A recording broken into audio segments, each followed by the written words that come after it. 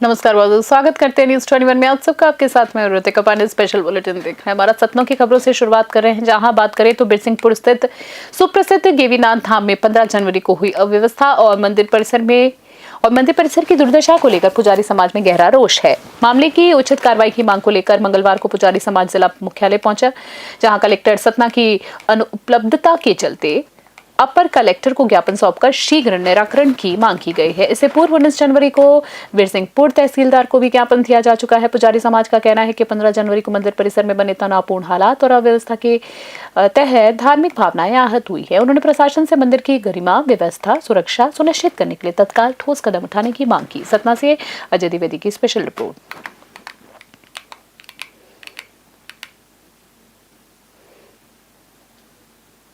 श्री गैवीनाथ मंदिर सार्वजनिक ट्रस्ट के लिए हमने आवेदन कलेक्टर साहब को, डिप्टी कलेक्टर साहब को दिया हुआ है और यह भी बोला हुआ कि अगर इस पर कार्रवाई नहीं होती है तो कुछ बड़ा अनहोनी हो सकता है। जैसे कि 15 को हुआ, पुजारी के साथ अभद्रता हुई संघ और ट्रस्ट के लोगों के द्वारा, पदाधिकारियों के द्वारा। तहसीलदार बिरसिंहपुर को भी ज्ञापन और आवेदन दिया जा चुका है। उसी के समक्ष आज कलेक्टर साहब, डिप्टी कलेक्टर साहब को आवेदन ज्ञापन दे दिया गया है और यह मांग भी की गई है कि जल्द से जल्द इस पर कार्रवाई हो, अन्यथा इसके आने वाले समय में एक बड़ा आंदोलन या कुछ न कुछ बड़ी कार्रवाई होने का है। कुछ जैसा कि पंडित जी ने बताया है कि पंडित जी ने ज्ञापन दिया है। इसके पहले वो मारपीट वाला वीडियो हम सब लोगों ने देखा है। वहाँ आए दिन पैसे की अवैध वसूली जो लोग करते हैं, इसमें कौन है, इसमें जांच होनी चाहिए। और कमेटी में सिर्फ माली समाज ही नहीं, और भी जो बिरसिंहपुर के समाज के लोग हैं उनको रहना चाहिए साथ में। अगर ये ऐसा नहीं करते हैं तो बिजूरी थाना क्षेत्र अंतर्गत उमरदा मेन गेट के पीछे एक अज्ञात युवक का शव मिलने से इलाके में सनसनी फैल गई है। सूचना मिलते ही बिजूरी पुलिस मौके पर पहुंची, शव को कब्जे में लेकर पंचनामा की कार्रवाई की। प्राथमिक जांच में सामने आया है कि मृतक अडानी पावर प्लांट में कार्यरत था और उसका मूल निवास झारखंड बताया जा रहा है। हालांकि उसकी पहचान और मौत के कारण अभी स्पष्ट नहीं हो सके हैं। पुलिस ने शव को पोस्टमार्टम के लिए प्राथमिक स्वास्थ्य केंद्र बिजूरी भेज दिया है। पोस्टमार्टम रिपोर्ट आने के बाद ही मौत के वास्तविक कारणों का खुलासा हो पाएगा। फिलहाल पुलिस सीसीटीवी फुटेज, सहकर्मियों और परिचितों से पूछताछ कर हर पहलू से जांच कर रही है। अनूपपुर से शाम यशपाल जाट की स्पेशल रिपोर्ट।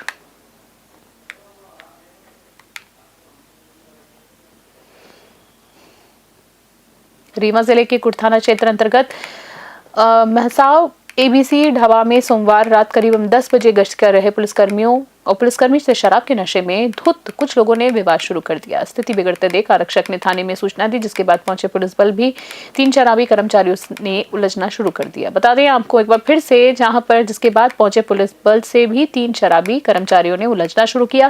पुलिस ने तत्काल कार्रवाई करते हुए तीनों आरोपियों को थाने ले जाकर हिरासत में लिया। सूत्रों के अनुसार शाम होते राष्ट्रीय राजमार्ग स्थित ढाबों पर असामाजिक तत्वों का जमावड़ा लगा जाता है। वहीं सवाल ये भी है कि ढाबों तक शराब कैसे पहुंच रही है और इसकी सुविधा कौन दे रहा है। यदि गश्त कर रहे पुलिसकर्मी ही सुरक्षित नहीं है तो आम जनता की सुरक्षा कितनी बड़ी है, ये बड़े सवाल है और ये घटना कहीं ना कहीं इस बात का गवाह है। रीवा से रमेश तिवारी की स्पेशल रिपोर्ट।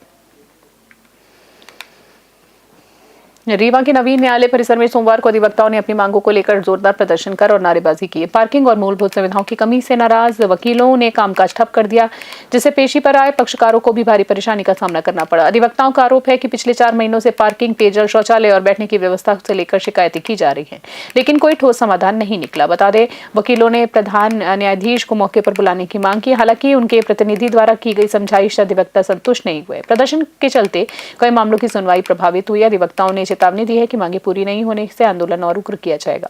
रीवा से रमेश तिवारी की रिपोर्ट। हंगामा इस न्यायालय में जब से न्यायालय यहाँ स्थापित हुई है तब से कुछ न कुछ हो ही रहा। अधिवक्ताओं के लिए बैठने की व्यवस्था आज तक समुचित रूप से नहीं हुई। ऐसा प्रतीत होता है कि यहाँ कोई सन्यासी उन्यासी है, इसलिए कि शुरू से लेकर अभी तक कुछ न कुछ हो ही रहा है। आज कोई थाना प्रभारी हैं, उनके द्वारा अधिवक्ताओं के वाहन को कहा गया कि पंचर कर देंगे, हटा लेंगे, उठवा लेंगे। ये क्या चल रहा है? मतलब वाहन कहाँ खड़ा करेंगे? अभी ये विस्तार से अगर माननीय मुख्य न्यायाधीश के आदेश से आए हैं वो, तो मुख्य न्यायाधीश भी गड़बड़ किए हैं, उनको भी हटाने की कार्रवाई हम लोग करेंगे।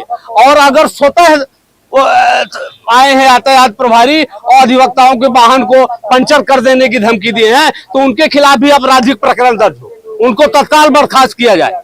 तमाशा चल रहा है, हम लोग काम नहीं करवा रहे हैं, पक्षकार परेशान।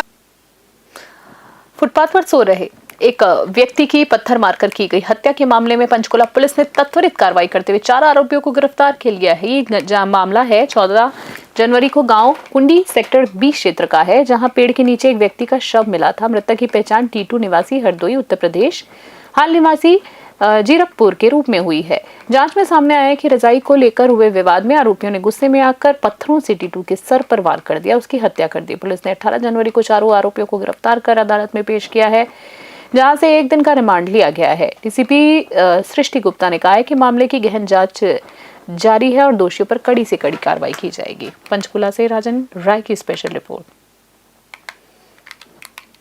और सिंधी बस्ती को लेकर महाराष्ट्र के लोनी बॉर्डर तक सड़क की हालत अत्यंत खराब है। सड़क पर बड़े बड़े गड्ढे और उबड़-खाबड़ रास्तों के कारण हिस्सों के कारण वाहनों का चलना मुश्किल हो रहा है, जिससे यात्रियों की सुरक्षा को लेकर बना हुआ है डर। इस मुद्दे पर जब सांसद ज्ञानेश्वर पाटिल से पूछा गया तो उन्होंने कांग्रेस पर हमला करते हुए कांग्रेस के पास कोई काम नहीं है, इसलिए वह सड़क के मुद्दे को उठाती रहती है और टाल मटोल करने का जवाब दिया है।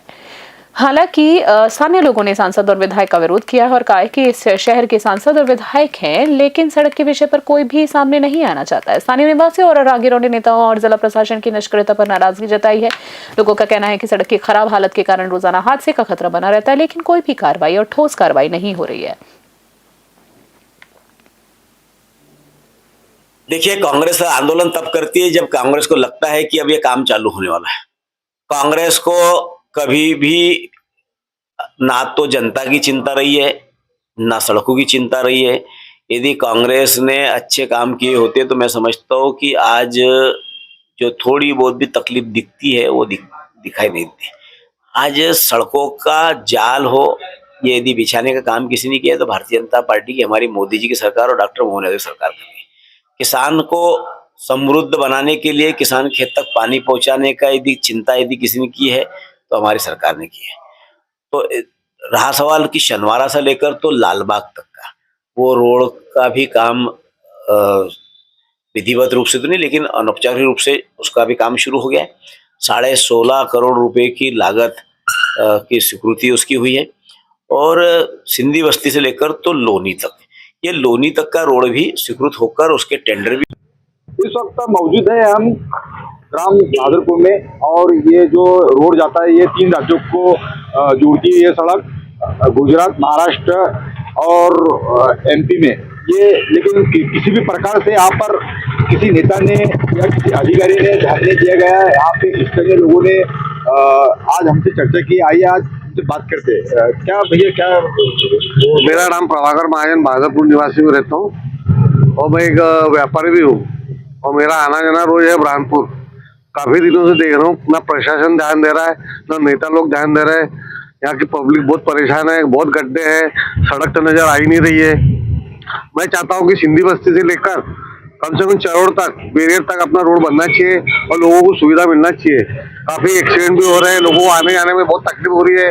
गड्ढे इतने हैं कि चलने में तकलीफ है। काफी समय से परेशान हो रहे लोग, पर प्रशासन और नेता लोग कोई ध्यान नहीं दे रहे। यहाँ के विधायक ना सांसद कोई ध्यान नहीं दे रहे। क्या चाहते हो? हम चाहते हैं कि रोड अच्छा बनना चाहिए और पब्लिक को सुविधा मिलना चाहिए।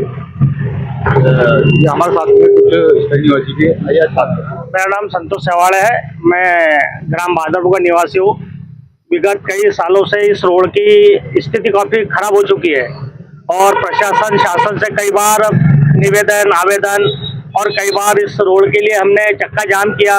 प्रशासन से हमें केवल आश्वासन मिल रहा है, जिसके कारण इस रोड की स्थिति इतनी खराब हो चुकी है कि आए दिन रोड पे विगत दिनों से दुर्घटनाएं, लोग परेशान हो रहे हैं। और सबसे बड़ी बात है कि यहाँ के जो लोकल के जो प्रतिनिधि है, सांसद हमारा, दीदी हमारे, विधायक हमारे, सब कुछ होने के बावजूद हमारे गांव को रोड की सुविधा नहीं मिल रही है। ये बड़ी विडंबना है और ये बड़ी सोच और विचार का प्रश्न है कि अंतर्राज्यीय मार्ग को जोड़ने वाला रोड जो है ये बन नहीं रहा है। तो मैं शासन, प्रशासन और यहाँ के जो सांसद, विधायक महोदय है उनसे निवेदन करूंगा कि इस तौर तक देखिए और लोगों की समस्याओं का हल कीजिए। संतोष सेवाड़े बहादुरपुर। यहाँ के स्थानीय लोगों ने भी सांसद और विधायक का विरोध किया। उन्होंने कहा कि ये जो सड़क है ये 3 राज्यों को जोड़ती है, गुजरात, महाराष्ट्र और एमपी को, लेकिन जो गाड़ियां हैं वो डांस करती हुई नजर आती है और बड़े बड़े गड्ढे हैं यहाँ पर। कई वर्षों से ये लोग जूझ रहे हैं। राहगीरों से भी हमने चर्चा की है। सांसद ज्ञानेश्वर पाटिल और यहाँ के स्थानीय लोगों ने क्या कहा, कैमरा पर्सन दर्शन कुमार के साथ विनोद कुमार।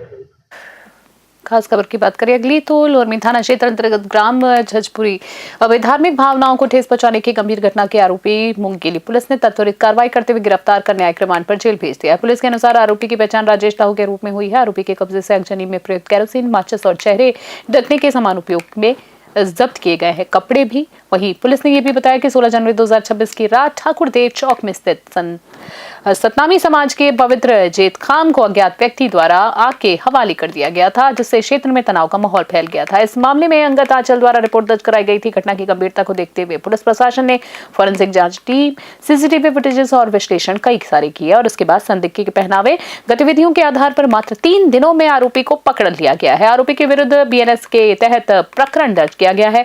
आरोपी की गिरफ्तारी से सतनामी समाज में संतोष और क्षेत्र में शांति का माहौल बना है। मुंगेरी से देवप्रसाद बंजारा की स्पेशल रिपोर्ट देख रहे हैं आप।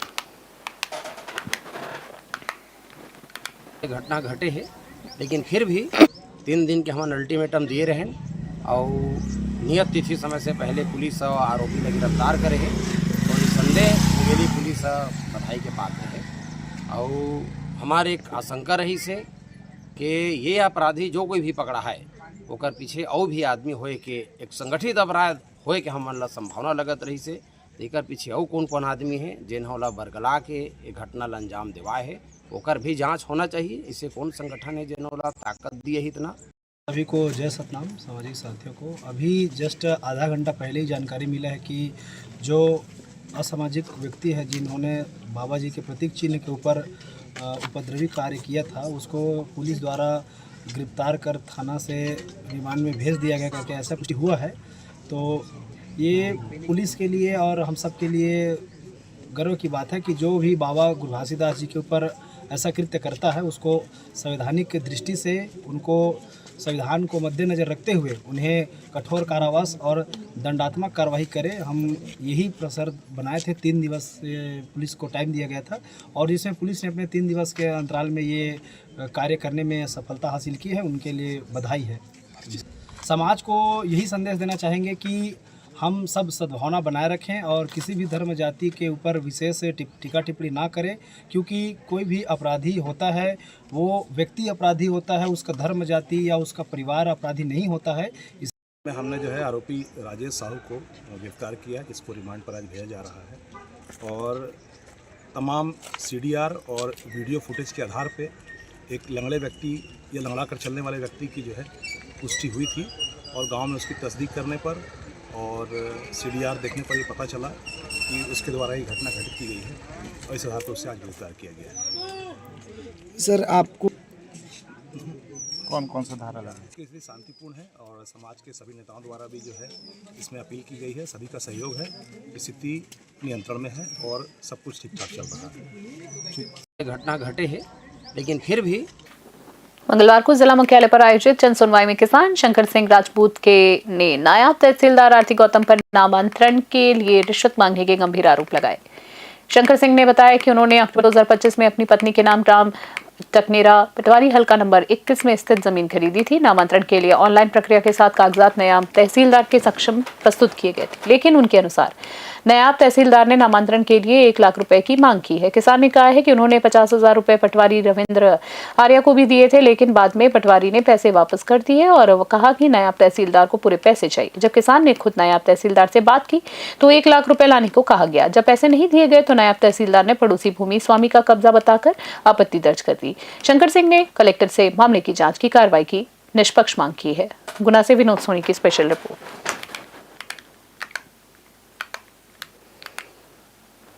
कलेक्टर अरुण कुमार विश्वकर्मा द्वारा आज जनपद पंचायत कार्यालय में बड़ी बाढ़ी में जन सुनवाई कार्यक्रम आयोजन किया गया है। जी हां, बाड़ी में जन सुनवाई का कार्यक्रम आयोजित हुआ है, जहां इस दौरान कलेक्टर ने उपस्थित आवेदकों की समस्याओं को धैर्यपूर्वक सुना और उनका त्वरित निस्तारण करने के निर्देश दिए हैं और निराकरण करने के निर्देश मिले हैं। वहीं जन सुनवाई के में विभिन्न विभागों के अधिकारी भी मौजूद रहे, जिससे लोगों की समस्याओं को मौके पर ही उनका समाधान सुनिश्चित किया जा सके। कलेक्टर ने कहा है कि जन सुनवाई का उद्देश्य जो है आम जनता की शिकायतों को सीधे जनता तक सुलभ तरीके से पहुंचाना, उनकी समस्या सुनना और शासन प्रशासन से उचित कार्रवाई कराना है। कार्यक्रम के दौरान आवेदकों ने शिक्षा, पानी, सड़क, भूमि और अन्य जनहित जुड़े मुद्दे उठाए।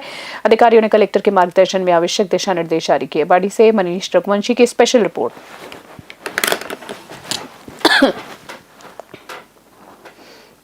खास बुलेटिन में इतना ही। बने रहे न्यूज़ 21 फिलहाल के लिए नमस्कार, जय हिंद, जय भारत।